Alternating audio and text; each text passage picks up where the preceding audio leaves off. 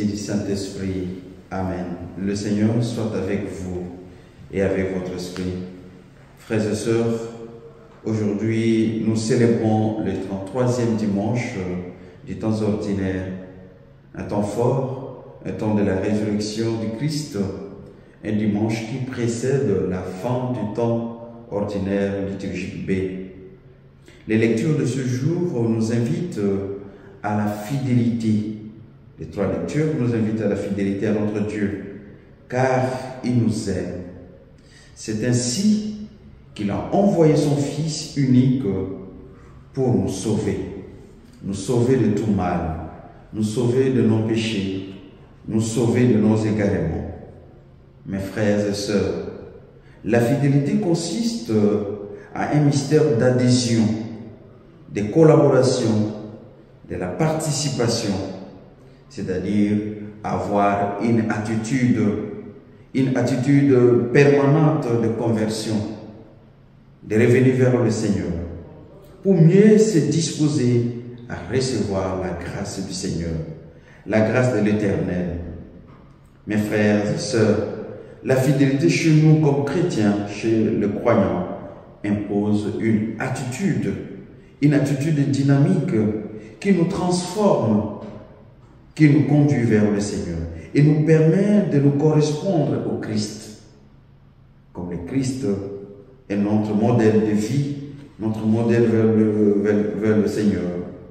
Dans tout ce que nous faisons, et que cela soit un acte libre.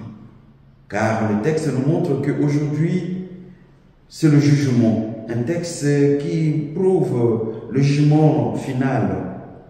Mais le Seigneur nous invite à ne pas avoir peur, de nous confier à lui, de nous attacher à lui, car celui qui est fidèle doit mériter son salaire. Mes frères et sœurs, soyons attachés au Christ, sinon chacun de nous dira, c'est ma vie, j'ai fait un choix. Mais le Christ lui-même qui nous dira, c'est lui qui nous donne la vie. J'ai choisi de me laisser guider par celui qui porte tout. Dieu nous invite à être acteurs de cette sainteté, car le jugement est là.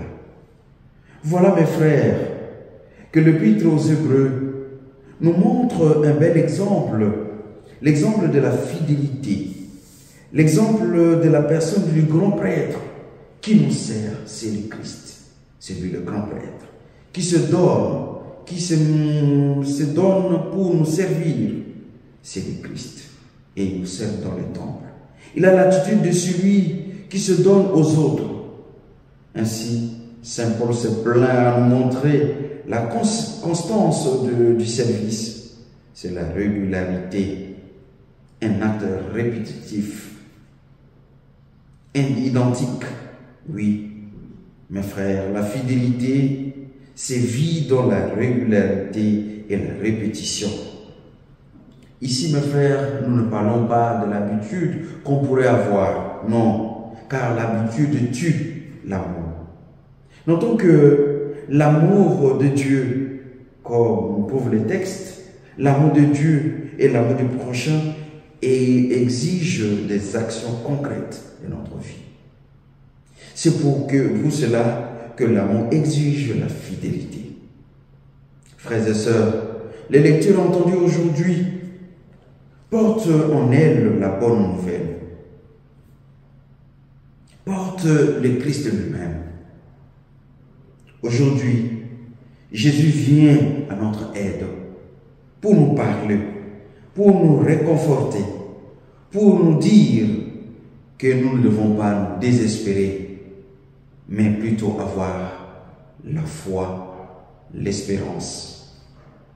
Bien-aimés de Dieu, n'ayez pas peur, ne vous désespérez pas. Moi, le Seigneur, je suis là avec vous.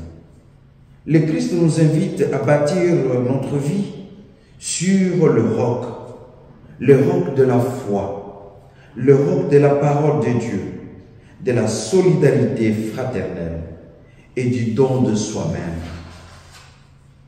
Il nous invite également à être semeurs, à être témoins d'espérance là où nous sommes. Sans autre prétention que